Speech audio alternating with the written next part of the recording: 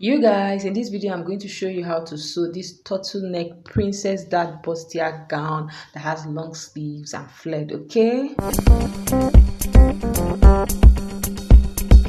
in my previous video I showed you how to cut this gown. Okay, so now to sew this gown, this is the front part. I went ahead to put my forcible interface from the top to around the waistline, and for the lining I put only around the neckline. So I opened it up and I'm just going to join it. It's that simple, guys. Just join it. Okay, you want to make sure you secure a pin when you want to join, and you also do same for the lining. Okay, whatever you do to the main piece, you do it to the lining. So I went ahead to join the dart, and this is what we have here. You can see the reason for the forcible interface is to make the cup stand. Now I used paper stay. Please use stay. Okay, the next thing I went ahead to do was to fold it into two and mark where that weft pocket with a flap it's going to be. Okay, so from the top I came down by 5 inches away from the waistline, and I marked where the top is going to, that where the weft pocket is going to be. So that's how you're going to get the point. You can mark wherever you want, but me, this is how I just did mine. Okay, so after doing this, the next thing I went ahead to do, this pocket is 4.5 by 4.5 inches, and this strap is 1 inch in width. I folded it into two and I joined it, and I got this strip like this. Okay, so now you're just going to place it on the pocket like this. You're going to top stitch it. Okay, after top stitching, you're going to take it back to your sewing machine and attach it. Now I'm going to bring out a detailed tutorial on how to sew a weft pocket with a flap, so look out for that. Okay, so after joining everything, this is what it looks like. This is what we have here for the front part. Now this is the front part after joining the lining as well. This is what it looks like. Okay, you guys, my weaving machine was showing me shaggy. Anyway, story for another day. Okay, so this is what it looks like after joining the front and the back. That's for the lining and the main piece, not the front and the back, the front part. Now for the back part, I went ahead to open up my zip allowance, and I'm just going to join it there. Remember, it was on a fold. Okay, so I unfolded the fold and I'm going to join it. I'm also going to join the princess cut, okay, the princess dart, both for the lining and for the main piece. So I took it over to my sewing machine and I joined it at the zip allowance. Okay, so after joining it at the zip allowance, I went ahead to open up the zip allowance, because you guys remember that it was on a fold, so you have to open it up. That is the only way we can attach our zip. So after opening it up, this is what we have here. Now the next thing I went ahead to do was to attach my zip. Okay, so I went ahead to attach my zip. I was just showing you guys where it's going to be. I took it over to my sewing machine and I attached my zip. You guys, I don't know if it's only me. When it comes to attaching zip, I always think, well, anyways, it always comes out nice. Okay, so after attaching my zip, this is what we have here. This is what it's looking like. Okay, now the next thing I went ahead to do, see that mark on the back? My assistant mistakenly burnt my outfit, so let's just forget about it. Don't come and ask me what's that mark there. It's burnt. Someone burnt it. Okay. So I just took out the excess thread that was at the top of the zip side. I don't even know why I didn't cut this out when I was editing. Anyways, behind the scene. Okay, now so this is the front part. Okay, this is the front part and this is the back part. And next thing I went ahead to do was to secure the front part and the back part together.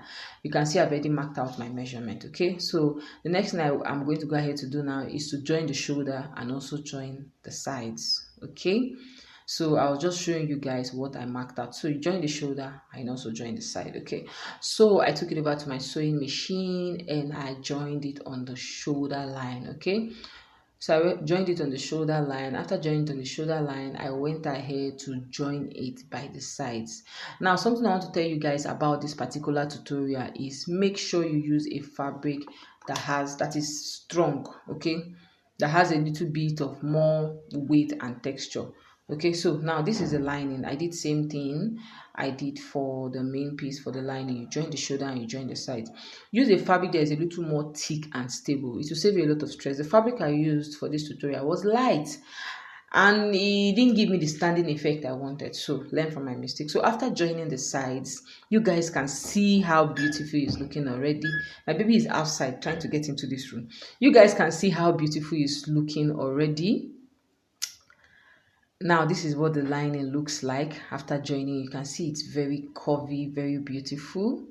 Okay, so the next thing I went ahead to do now was to place the lining into the main piece. Okay, I opened up the zip allowance and I just placed the lining into the main piece, and the way I placed it is wrong sides facing each other, which means the right side of the lining is what you're going to be seeing when you open up the dress. Okay, so the next thing I went ahead to do was to secure the neckline with office pins. But before we top stitch the neckline, we're first of all going to attach the zip allowance of the lining to the zip allowance of the gown.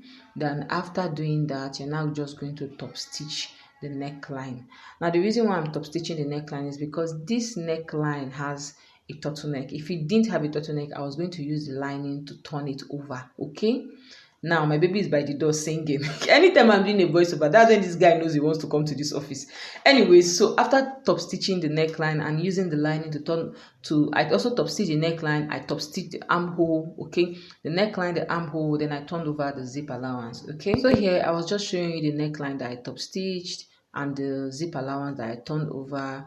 You guys, the next thing I went ahead to do was to cut out, before I bite my tongue, was to cut out my turtleneck collar. I went ahead to turn it over, and here I'm securing with a pin to the neckline. Now if you don't know how to cut and sew a turtleneck collar, I have a detailed tutorial up on my YouTube channel. I'm going to leave the link in the description box. So if you're watching from Facebook, check the description box or the comment section. Okay, so section, this one I say section. So the next thing I went ahead to do was to turn over the neckline to attach or turn over the neckline with my turtleneck collar. I don't know what I'm saying, what I don't know.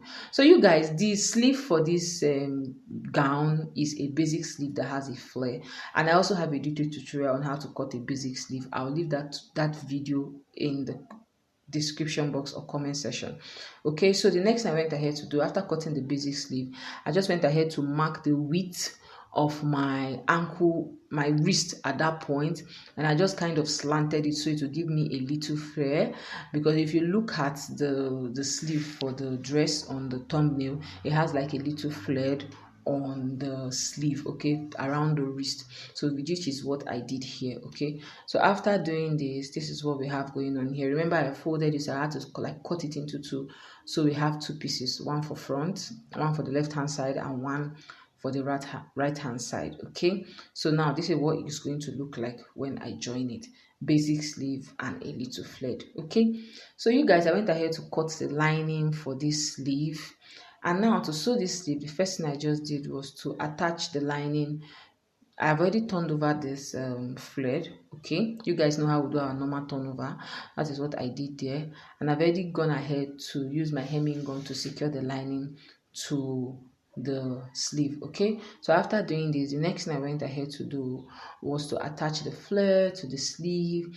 After attaching the flare to the sleeve, the next thing I also went ahead to do was to top stitch it to hold the flare in place. After doing this, I just marked my sleeve measurement and I joined it and stopped at where the flare began at the wrist. Okay, because the flare is open. Now after doing this is what the sleeve looks like. Basic sleeve with a little flare, no too much drama. Now the next thing I went ahead to do now was to align the middle of the sleeve to the shoulder point. Okay, then I went ahead to secure with my clips. You guys, if you are finding it difficult attaching your sleeve to your dress, just use clips. It makes life easier. So I just went ahead to attach the sleeve to the gown. Then I went ahead to turn over the hem of this gown. You guys, I told you my weaving machine was dealing with me. I called the repairer, he didn't come. Anyways, I had to turn it over and manage till the repairer decides to come. So guys, I turned over the hem of this gown, and you guys, this is what this gown looks like. Very beautiful, very lovely. A detailed tutorial on the welt pocket is going to come out really soon, so look out for that.